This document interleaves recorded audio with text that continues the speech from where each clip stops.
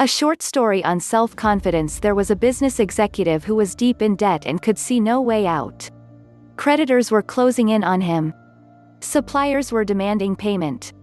He sat on the park bench, head in hands, wondering if anything could save his company from bankruptcy.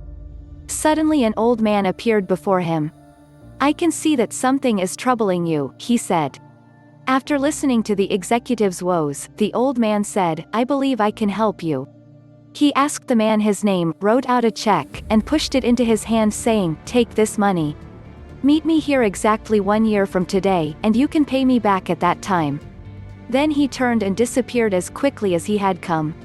The business executive saw in his hand a check for $500,000, signed by John D. Rockefeller, then one of the richest men in the world.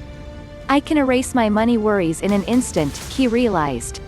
But instead, the executive decided to put the uncashed check in his safe. Just knowing it was there might give him the strength to work out a way to save his business, he thought. With renewed optimism, he negotiated better deals and extended terms of payment. He closed several big sales. Within a few months, he was out of debt and making money once again. Exactly 1 year later, he returned to the park with the uncashed check. At the agreed-upon time, the old man appeared.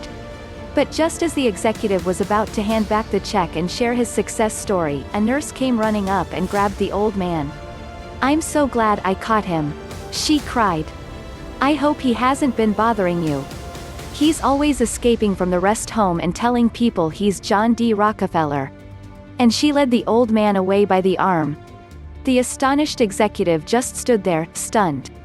All year long he'd been wheeling and dealing, buying and selling, convinced he had $500,000 behind him.